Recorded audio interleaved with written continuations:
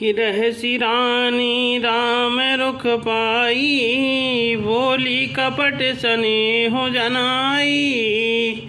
समत सपद तुम्हार भरत के आना, हेतु न दूसर में कछु जाना। रानी कैकेयी श्री रामचंद्र जी का रुख पाकर हर्षित हो गईं और कपटपूर्ण स्नेह दिखाकर बोली, तुम्हारी शपथ और भरत की सौगंध है, मुझे राजा के दुख का दूसरा कुछ भी कारण विदित नहीं है। कि तुम अपराध जोग नहीं ताता, जननी जनक बंधु सुख दाता। राम सत्य सब जो कछु कहूँ, तुम पितु मातु बचन रत आयहूँ। हे तात, तुम अपराध की योग्य नहीं हो, अर्थात तुमसे माता पिता का अपराध बन पड़े, यह संभव नहीं।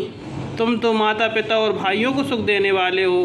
हे राम, तुम तो कुछ कह रहे हो, सब सत्य है। तुम पिता माता के वचनों के पालन में तत्पर हो। कि पिता हैं बुझाए कहाँ वल सोई, चौथे पन जहाँ जसो न होई। तुम सम सुवन सुखत जहि दीने, उचित न तासु निरादर कीने। मैं तुम्हारी बलहारी जाती हूँ, तुम पिता को समझा कर वही बात कहो जिससे चौथेपन अर्थात बुढ़ापे में इनका अपयश ना हो। जिस पुण्य ने इनको तुम जैसे पुत्र दिए हैं उसका निरादर करना उचित नहीं। कि लागह कुमुख बचन शुभ कैसे, मगह गया दिख तीरथ जैसे।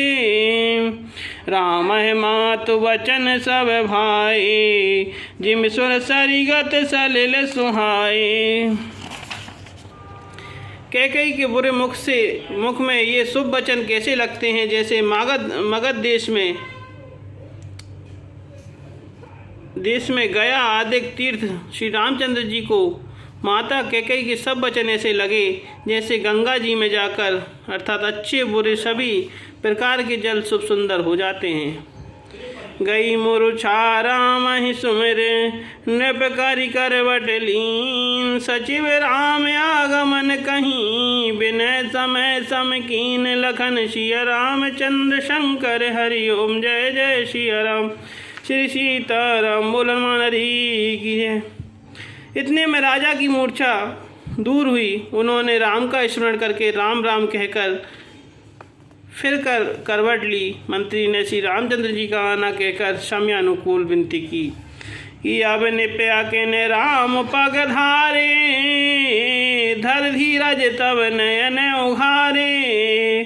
सचिव संहारी राव बैठारे, चरण परत नृप राम निहारे। जब राजा ने सुना कि श्री रामचंद्र पधारे हैं तो उन्होंने धीरज धर के नेत्र खोले। मंत्री ने संभाल कर राजा को बैठाया। राजा ने श्री रामचंद्र जी को अपने चरणों में पड़ते अर्थात प्रणाम कर कि लिए सने बिकल और लाई, गई मनि मनहु फनक फिर पाई। राम चितय रहु नर नाहु, चला बिलोचन बारी प्रवाहु। स्नेह से विकल राजा ने राम जी को हृदय से लगा लिया, मानो सांप ने अपनी खोई हुई मणि फिर पा ली हो। राजा दशरथ जी श्री रामचंद्र जी को देखते ही रह गए। उनके नेत्रों से आंसुओं की धारा बह चली। कि शोक विवश कछु कहें न पारा, हृदय लगावत बारह बारा। बिदहि मनाओ राव मन माही, जहि रघुनाथ न कानन जाही। शोक के विशेष वश होने के कारण राजा कुछ कह नहीं सकते।